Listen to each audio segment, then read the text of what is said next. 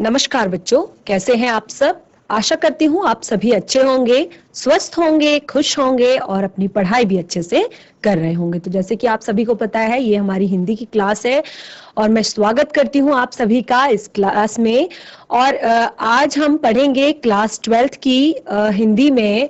यहाँ पर आपका जो चैप्टर है चार्ली चैपलिन यानी कि हम सब, ये जो चैप्टर है इसमें आप देखेंगे कि जिस तरह जब हमारा देश जो है आजाद हुआ उसके बाद जिस तरह साहित्य में विकास हो रहा था, हिंदी साहित्य आगे बढ़ रहा था, बिल्कुल उसी तरह सिनेमा जगत भी आगे बढ़ रहा था। तो सिनेमा जगत में एक महान कलाकार, एक महान अभिनेता का नाम आप सभी ने सुना होगा, जिनका नाम है चार्ली चैपलिन। तो यहाँ पर इस जो ये चैप्टर है इसमें बहुत सारी बातें, बहुत सारी चीजें चार्ली चैपलिन के जीवन से ली गई हैं, जीवन के बारे में बताई गई हैं और उनकी जो तुलना है वो किस तरह से हमारे जीवन से की गई है वो आप यहाँ पर देखेंगे। तो बहुत ही ज्यादा इंटरेस्टिंग चैप्टर है, आप सभी ध्यान पूर्वक समझने का प्रयास करेंगे, सुनने का प्रयास करेंगे। तो हम चलते हैं स्मार्ट बोर्ड की तरफ, शुरू करते हैं आज का सेशन। तो जैसे कि मैंने आपको बताया, ये जो हमारा चैप्टर है चार्ली चैपलिन यानी हम सब, इसके जो लेखक हैं, राइटर हैं, वो है विष्णु खरे जी। और विष्णु खरे जी का जो जीवन परिचय है ये आपकी पाठ्य पुस्तिका में दिया गया है। तो किसी भी चैप्टर को शुरू करने से पहले, किसी भी पाठ को शुरू करने से पहले हम पाठ से जुड़े पाठ के लेखक का नाम और उनके जीवन परिचय को यहाँ पर हर बार पढ़ते हैं। तो ये आपकी आरोह पाठ्य पुस्तिका का चैप्टर 15 है, यानी कि आपकी आरोह पाठ्य पुस्तिका के गद्य खंड का पाठ 15 ये गद्य खंड के अंतर्गत आता है। तो यहाँ पर जैसे कि मैंने आपको बताया, सबसे पहले हम पढ़ेंगे जीवन परिचय। तो जन्म इनका, विष्णु खरे जी का जन्म 9 फरवरी 1940 छिंदवाड़ा मध्य प्रदेश में हुआ था। इनकी प्रमुख रचनाएं एक गैर रोमानी समय में, खुद अपनी आंख से, सबकी आवाज के पर्दे में, पिछला बाकी, ये सारी इनकी कविता संग्रह है। आलोचना की पहली किताब, ये इनकी आलोचना है सिनेमा पढ़ने के तरीके, तो ये सिने आलोचना है।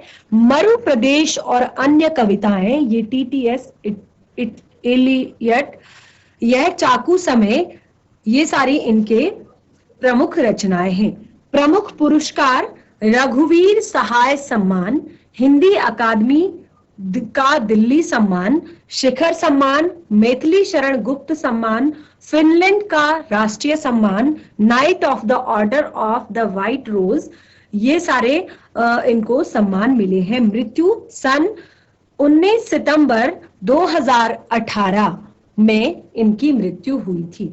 तो विष्णु खरे जी द्वारा लिखी गई ये जो यहाँ पर लिखा गया ये जो पाठ है इसको हम पढ़ेंगे। तो जैसे कि मैंने आपको बताया, पाठ का नाम है चार्ली चैपलिन यानी हम सब। तो जैसे कि मैंने आपको बताया, विश्व सिनेमा विश्व जगत के समांतर फल फूल रहा था। ये उस समय की बात है जब विश्व सिनेमा विश्व साहित्य के समांतर, जैसे कि विश्व का साहित्य फल फूल रहा था, बिल्कुल उसी तरह विश्व का सिनेमा भी फल फूल रहा था। तो 2 महायुद्धों के बाद की जो दहशत थी, नव स्वतंत्र देशों का नैतिक भूगोल, औपनिवेशिक दास्ता का मानसिक अपवेक्षण, विश्व सिनेमा जिस कौशल से यह विषय लगातार बिंबित करता रहा है, उसके विकास में चार्ली चैपलिन नाम के महान अभिनेता का बड़ा ही योगदान है। इसीलिए चार्ली चैपलिन यानी कि हम सब, इस पाठ में महान अभिनेता के बीच के भीतर के इंसान को जानने का अवसर देता है। यानी कि हम इस पाठ से हम चार्ली चैपलिन जो अभिनेता है उनके अंदर के इंसान को जानने का इस पाठ से हम प्रयास हम करेंगे। साधारण की अपार धारण क्षमता और इसके धुआंत नायकत्व को अपने ढंग से चार्ली चैपलिन से जुड़े नाटक और फिल्म पकड़ते रहे हैं। और अपने यहाँ राज कपूर की आवारा, श्री 420, अनाड़ी, मेरा नाम जोकर फिल्म भी जिस तरह के भोले सड़क छाप की त्रासद कामद गाथा रचती है, वह भी चार्ली चैपलिन का ही प्रभाव है। तो इसका बहुत सारा इफेक्ट हमारे जो हमारा सिनेमा जगत जो है, हमारा भारतीय सिनेमा जगत जो है, यहाँ पर भी इनका बहुत ही ज्यादा प्रभाव देखने को मिला है। और हास्य फिल्मों के महान अभिनेता और निर्देशक चार्ली चैपलिन पर लिखे इस पाठ में लेखक ने चार्ली के कला कर्म की कुछ मूल विशेषताओं को लेखांकित किया है। यानी कि इस पाठ में जो हमारे विष्णु खरे जी हैं, उन्होंने चार्ली चैपलिन की कुछ जो मूल विशेषताएं हैं, मूलभूत कला कर्म की, यानी कि किस तरह वो अपनी कला को सबके सामने रखते थे, इस कला कर्म की उनकी कुछ मूल विशेषताएं यहाँ पर रेखांकित की गई है। करुणा और हास्य के तत्वों का भी सामंजस्य उनकी दृष्टि में चार्ली की सबसे बड़ी विशेषता रही है, ये कि वो करुणा में भी, यानी कि अगर वो दुखी है तब भी हास्य वहां पर हमें, यानी कि हम वहां पर भी प्रसन्न होते हैं। तो ये हम चैप्टर शुरू करेंगे, बहुत ही ज्यादा इंटरेस्टिंग चैप्टर है, आप बिल्कुल ध्यान से समझने का प्रयास करेंगे। यदि यह वर्ष चैपलिन की जन्म शती का ना हो तो भी चैपलिन के जीवन का एक महत्वपूर्ण वर्ष होता, क्योंकि आज उनकी पहली फिल्म मेकिंग अ लिविंग के 75 वर्ष पूरे हो गए हैं। पौन शताब्दी से चैपलिन की कला दुनिया के सामने है और 5 पीढ़ियों को मुग्ध कर चुकी है। समय, भूगोल और संस्कृतियों की सीमाओं से खिलवाड़ करता हुआ चार्ली आज भारत के लाखों बच्चों को हंसा रहा है। आपका जो समय है वो थोड़ा सा अब समय परिवर्तित हो गया है। आपने शायद चार्ली चैपलिन को देखा होगा या नहीं देखा होगा, या उनकी फिल्मों को या उनकी जो ये कला है उसको देखा होगा या नहीं देखा होगा, लेकिन अगर आप इसको एक बार अवश्य देखिए, अगर आपको कहीं पर इन चार्ली चैपलिन को देखने का अवसर मिलता है तो क्या है कि चार्ली चैपलिन हमेशा बच्चों के लिए और किसी भी ऐसे व्यक्ति के लिए, यानी कि सभी को वो एक अलग सा मनोरंजन उन्होंने दिया, एक अलग सा बहुत ही अच्छा एक अनुभव उन्होंने सभी को दिया, जो उसे अपने बुढ़ापे तक याद रखेंगे। यानी कि बच्चों को अक्सर अपने बचपन की कुछ अच्छी बातें और कुछ खराब बातें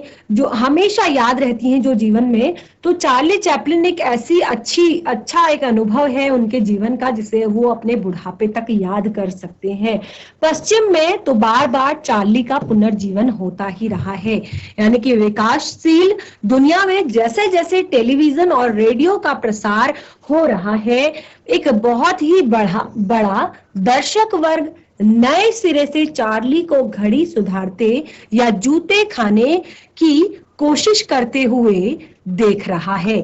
चैपलिन की कुछ ऐसी फिल्में या इस्तेमाल नहीं की गई रीलें भी मिली हैं जिनके बारे में कोई जानता न था।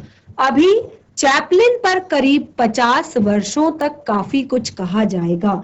चार्ली चैपलिन की जो चीजें हैं वो इतनी ज्यादा फेमस है कि उनके बारे में अगले 50 वर्षों तक भी लोग काफी कुछ कह सकते हैं, काफी कुछ लिख सकते हैं, काफी कुछ बता सकते हैं। तो ये जो 1936 में बनी मॉडर्न टाइम्स फिल्म का एक दृश्य है। अप्रैल 1989 को इनके जन्म के 100 साल पूरे हो गए, यानी कि अप्रैल 1989 को इनके जन्म के 100 साल पूरे हो गए चार्ली चैपलिन के। उनकी फिल्में भावनाओं पर टिकी हुई है, बुद्धि पर नहीं। उनकी जो फिल्में होती थी वो अक्सर भावनाओं पर टिकी होती थी, ना कि बुद्धि पर। Metropolis, the cabinet of doctor Caligari, the seventh seal, last year in Marienbad, the sacrifice जैसी फिल्में दर्शक से एक उच्चतर एहसास की मांग करती हैं।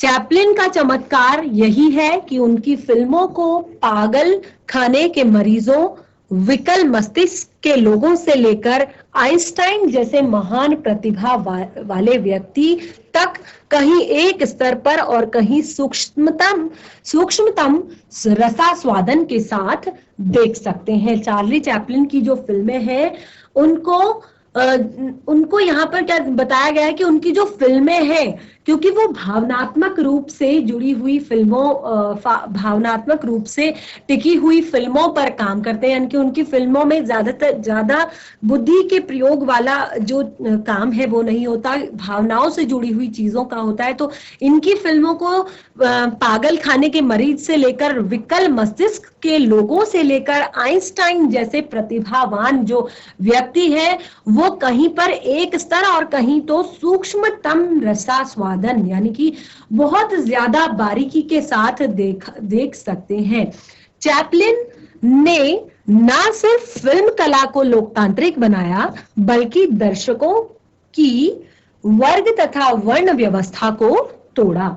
चैपलिन जो है उन्होंने न केवल कला को लोकतांत्रिक बनाया, लोकतांत्रिक यानी कि सबके लिए, तो ना तो उन्होंने कला को लोकतांत्रिक बनाया बल्कि दर्शक वर्ग यानी कि वर्ण व्यवस्था और दर्शक वर्ग, जैसे पहले बांटा जाता था लोगों को कि ये लोग इस फिल्म इस एज ग्रुप के, इस आयु वर्ग के ये फिल्म नहीं देख सकते, तो उन्होंने ये सारी वर्ण व्यवस्था और वर्ग व्यवस्था को तोड़ दिया था। यह अकारण नहीं है कि जो भी व्यक्ति समूह या तंत्र गैर बराबरी नहीं मिटाना चाहता वो अन्य संस्थाओं के अलावा चैपलिन की फिल्मों पर भी हमला करता है। और ये अकारण नहीं है कि जो व्यक्ति समूह तंत्र या गैर बराबरी नहीं मिटाना चाहता, कई बार कुछ ऐसे तत्व भी हमारे समाज में होते हैं, हमारे आसपास होते हैं कि जो इस तरह के तंत्रों को, इस तरह के समूहों को नहीं मिटाना चाहता, जबकि वो अन्य संस्थानों के अलावा वो फिर क्या करता है, चैपलिन की फिल्मों पर भी हमला करता है। और चैपलिन भीड़ का वह बच्चा है जो इशारे से बता देता है कि राजा भी उतना ही नंगा है जितना कि मैं हूं, और भीड़ भी हंस देती है। कोई भी शासक या तंत्र जनता अपने ऊपर हंसना कोई भी शासक या तंत्र जनता का अपने ऊपर हंसना पसंद नहीं करता। एक परित्यक्ता, दूसरे दर्जे की स्टेज अभिनेत्री का बेटा होना, बाद में भयावह गरीबी और मां के पागलपन से संघर्ष करना, साम्राज्य, औद्योगिक क्रांति, पूंजीवाद, सामंतशाही से मगरूर एक समाज द्वारा दुराया जाना, इन सब से चैपलिन को वे जीवन मूल्य मिले जो करोड़पति हो जाने के बावजूद अंत तक उनमें रहे। यहाँ पर क्या एक मेन चीज बताई गई है चार्ली चैपलिन जी के बारे में कि उनके जो जीवन के अनुभव थे, जो कुछ भी उन्होंने अपने जीवन में अपने जीवन के अनुभवों से पाया कि सबसे पहले एक परित्यक्ता, दूसरे दर्जे की स्टेज अभिनेत्री का बेटा होना, बाद में भयावह गरीबी और मां के पागलपन से संघर्ष करना, साम्राज्य, औद्योगिक क्रांति, पूंजीवाद, सामंतशाही से मगरूर एक समाज द्वारा दुराया जाना, इन सब से, क्योंकि बहुत सारी परिस्थितियां यहाँ पर उनके जीवन की दिखाई गई हैं, तो इन सारी परिस्थितियों से चार्ली चैपलिन को जीवन के वो मूल्य मिले, वो सारी चीजें उन्होंने अपने जीवन में, इन जो परिस्थितियां बनी इन सारी परिस्थितियों से सीखा कि वो करोड़पति हो जाने के बाद भी, यानी कि जब वो एक बहुत ही ज्यादा फेमस अभिनेता बन गए थे, तो उसके बावजूद भी उनमें वो जो मूल्य थे वो रहे। अपनी नानी की तरफ से चैपलिन खाना बदोशों से जुड़े हुए थे और यह एक सुदूर रूमानी संभावना बनी हुई है कि शायद उस खाना बदोश औरत में भारतीयता रही हो, क्योंकि यूरोप के जिप्सी भारत से ही गए थे और अपने पिता की तरफ से वे यहूदी वंशी थे। इन जटिल परिस्थितियों ने चार्ली को हमेशा एक बाहरी, घुमंतु, चरित्र बना दिया। उनके जो पिता थे, उनकी जो माता थी, उनके बारे में यहाँ पर बताया गया है कि अपनी नानी की तरफ से, यानी कि जो उनकी माता थी, शायद वो खाना बदोश समाज से जुड़ी हुई थी, यानी कि उनकी तरफ से थी। और यह एक सुदूर रूमानी संभावना बनी हुई है कि शायद उस खाना बदोश औरत में भारतीयता रही हो। शायद वो खाना बदोश जो महिला थी, चार्ली चैपलिन की जो माँ थी या नानी थी, वो शायद भारतीय रही होंगी, क्योंकि यूरोप के जो जिप्सी है वो भारत से ही गए हुए हैं और अपने पिता की तरफ से वो यहूद वंशी थे। और इन दो जटिल परिस्थितियों ने चार्ली को हमेशा से ही एक बाहरी और घुमंतु चरित्र का बना दिया। वे कभी मध्यवर्गीय, बुजुर्गा या उच्च वर्गीय जीवन मूल्य न अपना सके। यदि उन्होंने अपनी फिल्मों में अपनी प्रिय छवि ट्रैम्प जैसे बद्दू या खाना बदोश या आवारा गर्द की प्रस्तुत की है, तो उसके कारण उनके अवचेतन तक ये पहुंचते हैं।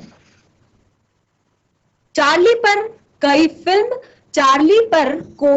कई फिल्म समीक्षकों ने नहीं, फिल्म कला के उस्तादों और मानविकी के विद्वानों ने सिर धुने हैं और उन्हें नेति नेति कहते हुए भी यह मानना पड़ता है कि चार्ली पर कुछ नया लिखना कठिन होता है, क्योंकि उनका जो व्यवहार था, उनका जो एक अलग ही उनका जो मिजाज था, उस पर जो निर्माता हैं वो भी कहते हैं कि चार्ली पर कुछ नया लिखना, यानी कि चार्ली के लिए कुछ अलग करना बहुत ज्यादा कठिन होता जा रहा है। दरअसल सिद्धांत कला को जन्म नहीं देते, कला स्वयं अपने सिद्धांत या तो लेकर आती है या बाद में उन्हें गढ़ना पड़ता है। जो करोड़ों लोग चार्ली को देखकर अपने पेट दुखा लेते हैं, उन्हें मेल ओटरिंग या जेम्स एजी को बेहद सारगर्भित समीक्षाओं से क्या लेना देना।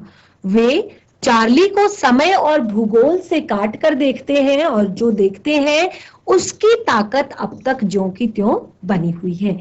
और ये कहना है कि वे चार्ली में खुद को देखते हैं। कई बार लोग क्या करते हैं कि वो कहते हैं कि वो चार्ली में खुद को देखते हैं। दूर की कौड़ी लाना है, लेकिन बेशक जैसा चार्ली वे देखते हैं वह उन्हें जाना पहचाना लगता है। जिस मुसीबत में वह अपने को हर 10वें सेकंड में डाल देता है वह सुपरिचित सी लगती है। अपने को ही नहीं, लेकिन वे अपने किसी परिचित या देखते हुए को चार्ली मानने लगते हैं।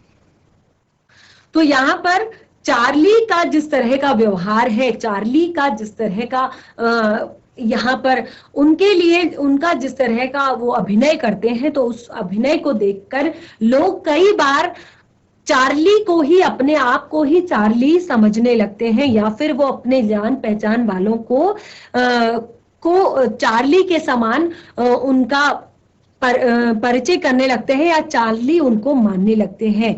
क्यों मानने लगते हैं? कि वो कहते हैं कि हम क्योंकि चार्ली जो है वो अपने आप को हर 10वें सेकंड में, यानी कि हर अगले 10 सेकंड में वो अपने आप को मुसीबत में डाल लेता है, अगले 10 सेकंड में अपने आप को वो परेशानी में डाल लेता है।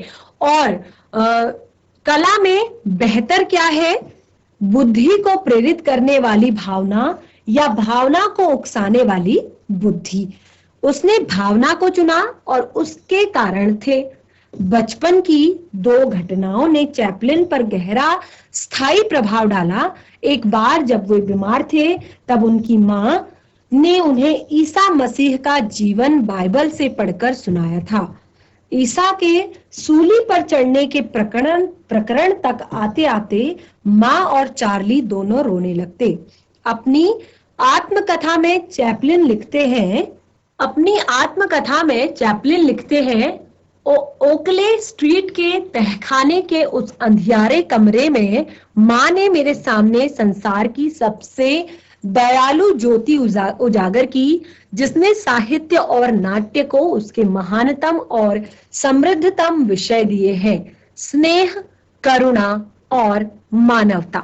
तो ये सारी जो सीख थी, यहाँ पर चैपलिन जब अपनी आत्मकथा लिखते हैं तो वो कहते हैं कि मेरी माँ जो थी, उन्होंने तहखाने के उस अंधियारे कमरे में मेरे सामने संसार की वह सबसे दयालु ज्योति उजागर की, जिसने साहित्य और नाट्य को उनके महानतम और समृद्धतम विषय दिए, जो थे स्नेह, करुणा और मानवता।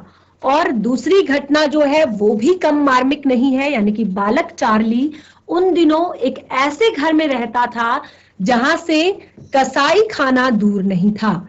वहां रोज सैकड़ों जानवर वहां ले जाया करते थे, तो वे उन्हें देखता जाता था। एक बार एक भेड़ किसी तरह जान छुड़ाकर भाग निकली। उससे पकड़ने वाले उसका पीछा करते हुए कई बार फिसले, गिरे, पूरी सड़क पर ठहाके लगने लगे। आखिरकार उस गरीब जानवर को पकड़ लिया गया और फिर उसे कसाई के पास ले जाने लगे। तब चार्ली को एहसास हुआ कि उस भेड़ के साथ क्या होगा। वह रोता हुआ माँ के पास दौड़ा, उसे मार डालेंगे, उसे मार डालेंगे। बाद में चैपलिन ने अपनी आत्मकथा में लिखा, वसंत की वह बेलौस दोपहर और वह मजाकिया दौड़ कई दिनों तक मेरे साथ रही। अक्सर क्या होता है कि बच्चों के साथ बचपन में जो भी घटनाएं होती हैं, तो अक्सर वे घटनाएं उनके जीवन को आगे प्रभावित करती हैं। तो जो चार्ली चैपलिन थे, उनके जीवन में वैसे भी क्योंकि जो उनकी माता थी वो परित्यागता थी, यानी कि उनको उनके पिताजी ने त्याग दिया था और वो सिंगल मदर की तरह अपने बेटे का पालन पोषण कर रही थी, अपने बच्चे को पाल रही थी। और बहुत ही ज्यादा भयंकर गरीबी उनके सामने थी उस समय। बहुत ही ज्यादा मतलब बहुत उन्होंने जीवन में बहुत ज्यादा कष्ट, बहुत ज्यादा दुख सहे थे। और ऐसी ही परिस्थितियों में कई ऐसी सिचुएशंस भी आई कि जो उन्हें जीवन भर याद रही। तो एक तो जो उनकी माता ने बताया था कि स्नेह, करुणा और मानवता की ज्योति जो उनकी माता ने यानी कि बताया था उसके बारे में। और दूसरा कि उनके जीवन में एक और ये जो बात हुई थी कि एक जो भेड़ थी वो किस तरह से कसाई खाने से भाग गई थी। और तो ये सारी चीजें जो उनके जीवन में हुई थी, तो वो कहते हैं कि ये जो दौड़ थी भेड़ और उस कसाई की, तो ये दौड़ उनके जीवन में कई दिनों तक, ये खास वैसे तो ये मजाकिया दौड़ थी, लेकिन कई दिनों तक उनके जीवन में उनके साथ रही। और मैं कई बार सोचता हूं कि उस घटना ने ही तो कहीं मेरी भावी फिल्मों की भूमि तय नहीं कर दी थी। त्रासदी और हास्य उत्पादक तत्वों के सामंजस्य की। देखिए, त्रासदी यानी कि वहां पर परेशानी का समय भी है, लेकिन हास्योत्पादक तत्व, देखिए क्या था कि भेड़ के लिए तो यहाँ पर जीवन से जुड़ा हुआ बहुत एक बड़ा वो काम था कि उसका अब जीवन समाप्त होने वाला था। कसाई उसे काटने वाला था, वो तो डर के भाग रही थी, कसाई उसके पीछे पड़ा हुआ था। लेकिन जो लोग ये चीज देख रहे थे कि जब भेड़ रास्ते में कई बार दौड़ रही थी तो कई बार उसके हाथ से बार बार छूट जाती थी, फिर आगे बढ़ती थी, तो ये सबके लिए एक हास्यास्पद था। सब उस पर हंस रहे थे। पूरी जो गली थी वहां पर हंसी के ठहाके लग रहे थे। भारतीय कला और सौंदर्य शास्त्र को कई रसों का पता है। जो भारतीय कला है और सौंदर्य शास्त्र है, इसको कई रसों का पता है। उनमें से कुछ रसों का किसी कलाकृति में साथ साथ पाया जाना श्रेयस्कर भी माना जाता है। जीवन में हर्ष और विषाद आते रहते हैं। जीवन में दुख और सुख जो है हमेशा आते रहते हैं। तो ये संसार की सारी सांस्कृतिक परंपराओं को मालूम है। देखिए क्या है कि जब चार्ली चैपलिन ने ये जो दृश्य देखा था तो कई दिनों तक ये उनके साथ रहा, उनके जीवन से जुड़ा रहा। उन्हें ये घटना कई दिनों तक बहुत अच्छे से याद रही। तो वो सोचते हैं कि कहीं यही घटना तो मेरे भावी जो फिल्में आई उनकी एक पृष्ठभूमि कहीं इन्हीं घटनाओं ने तो तय नहीं कर दी थी कि जहां पर त्रासदी और हास्य उत्पादक तत्वों का सामंजस्य हो, यानी कि त्रासदी भी हो, कोई कुछ ऐसा भी हो रहा हो जहां पर गलत हो रहा है, यानी कि त्रासदी कोई है, लेकिन वहीं पर कुछ ऐसे हास्योत्पादक तत्व भी मिल जाएं। तो उसी घटना के आधार पर यहाँ पर बताया जा रहा है कि भारतीय जो कला है और सौंदर्य शास्त्र है, यहाँ पर बहुत सारे रस हैं। उनमें से कुछ रस कलाकृति में साथ साथ पाए जाते हैं, तो उन्हें श्रेष्ठ कर यानी कि बहुत अच्छा माना जाता है। जीवन में हर्ष और विषाद यानी कि सुख और दुख आते रहते हैं। यह संसार की सारी सांस्कृतिक परंपराओं को मालूम है, लेकिन करुणा का हास्य में बदल जाना ये एक ऐसे रस सिद्धांत की मांग करता है जो भारतीय परंपराओं में नहीं मिलता। ऐसा भारतीय परंपरा में बहुत कम होता है कि करुणा का हास्य में बदल जाना, यानी कि दुख का एकदम से हंसी में, मजाक में बदल जाना। रामायण तथा महाभारत में जो हास्य है वे दूसरों पर है और अधिकांशतः वह पर संताप से प्रेरित है। जो करुणा है वो अक्सर सद व्यक्तियों के लिए है और कभी कभार दुष्टों के लिए। संस्कृत नाटकों में जो विदूषक है वह राज व्यक्तियों से कुछ बदतमीजियां अवश्य करता है, किंतु करुणा और हास्य का सामंजस्य उसमें भी नहीं है। अपने ऊपर हंसने और दूसरों में